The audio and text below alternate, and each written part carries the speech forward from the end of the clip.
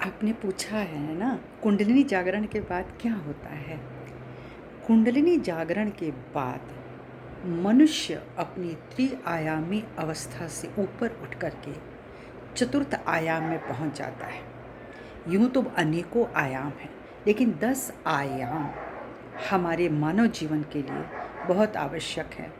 यानी जब वह जीवन हमें प्राप्त हो जाता है, वो दसों आयाम अगर हम समझ लेते हैं, तो वह एक सर्वश्रेष्ठ मानव यानी महामानव हो जाता है। तो हमें कोशिश यही करनी है कि कुंडलिनी का जागरण तो हो गया, श्री माता जी निर्मला देवी की कृपा से सहज योग की विधि के द्वारा, यानी अत्यंत सरल विधि के द्वारा यह जागृति तो बन जाती है, इसमें कोई संदेह नहीं। और जब कुंडलिनी जागरण होता है तो हम सभी जानते हैं कि हमारे साथ क्या अनुभव होता है। हमारे हथेलियों में गोल गोल घूमना शुरू होता है, एक ऐसी वायु जिसको श्री आदि शंकराचार्य जी ने कहा है सलीलम सलीलम। तो ये जो सलीलम सलीलम है, ये परम चैतन्य का जो बोध हमारे अंदर आ जाता है, माने कि हम तब भी थे, हम अब भी हैं, लेकिन एक बोधित्व तो होता है जो बुद्ध बना देता है। महावीर बहुत वीर थे, ठीक है, आप महावीर नाम से जाने। वो ऐसा बालक था जो राजा जब बना तो वो बहुत वीर था, उसने बहुत सारे युद्ध जीते।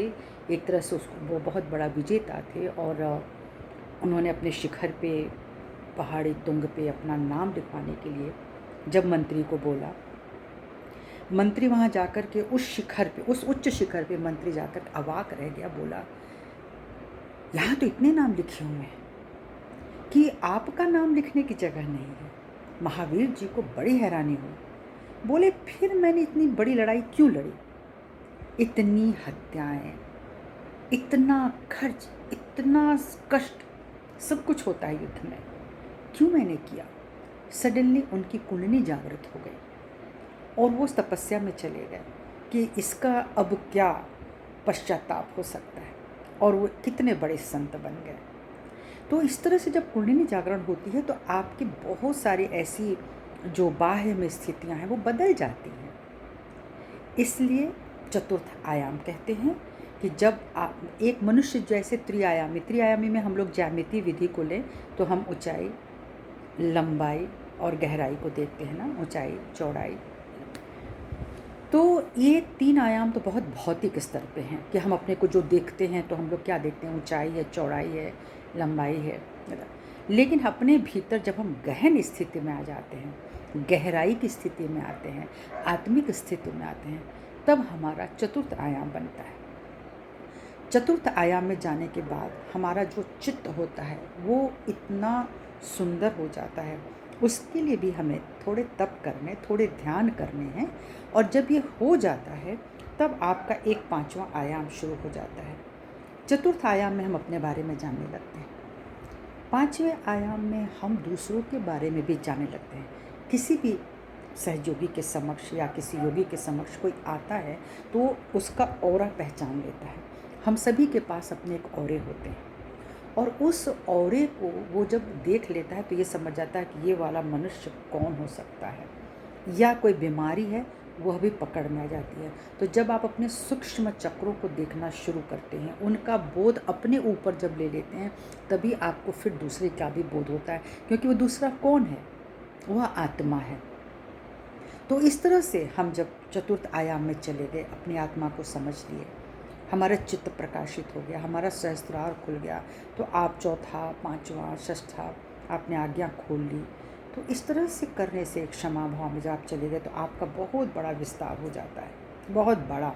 आज्ञा खुलते ही बहुत बड़ा विस्तार आ जाता है। तो इस तरह से ये छठा आयाम हो जाता है, सहस्त्रार खुलता है, हम 7वें आयाम में जाते हैं, हम बहुत कुछ ब्रह्मांडी शक्ति को समझने लगते हैं। तो इसी तरह से 10 दिशाओं की तरह हमारे 10 आयाम भी होते हैं। और एक आयाम ऐसा होता है कि जब आप अपनी सूक्ष्मता को उतर जाते हो, दूसरों को भी समझ लेते हो, और जब आपका पहला, अगर आप सोचोगे कि एक आयाम होता है तो क्या होता है, एक अमीबा को आप समझ लीजिए तो किसके प्रति चेतन होता है? कोई जीव जल के प्रति चेतन होगा तो वो एक आयामी है। इसी तरह से कोई पृथ्वी के ही प्रति मात्र चेतनता देखता है तो वो एक आयाम है। हम वायु के प्रति चेतन है तो आयाम है। तो इस तरह से पांचों तत्वों के प्रति जब हम चेतनशील हो जाते हैं तो हम वो पांचों आयाम ले लेते हैं। तो हर एक तत्व के प्रति अपनी सचेतनता ही हमारा आयाम होती है। और जब आप जागृति प्रदान करने लगते हैं, जब आप अपने गुरुत्व में स्थापित हो जाते हैं, तो एक एक आयाम भी ऐसा होता है जब आप स्वप्न के द्वारा ही ऐसे ऐसे लोगों को साक्षात्कार देते हैं, शायद वो यहाँ पे भटक रहे होते हैं धरती पर, वह भी आयाम होता है। ऐसा बहुत बार हुआ है कि जो लोग मृत हो चुके हैं, आप स्वप्न में वहाँ पे जाते हैं, ऐसे ऐसे लोग जिन्हें आप जानते तक नहीं है, वो ऐसे गांव होते हैं, वैसे घर होते हैं, वैसी जगह होती हैं जहाँ पे आप स्वप्न में जा कर के सुषुप्तावस्था में उनको मुक्त करते हैं, उनको साक्षात्कार देते हैं। ऐसा होता है और ऐसा हुआ है। तो ये सब, ये 10वां आयाम जो है वह पूरे ब्रह्मांडीय जो आकाशीय गति है उसमें कार्य कर रही होती है। तो ये बहुत ही छोटे तरीके से इसको बताने की कोशिश की है कि हम चाहें तो अपने सभी आयामों को समझ सकते हैं, समझना चाहिए और बहुत सहज तरीके से ही अपनी कुंडलिनी माँ को कार्य करने देना चाहिए। सभी का नमस्कार।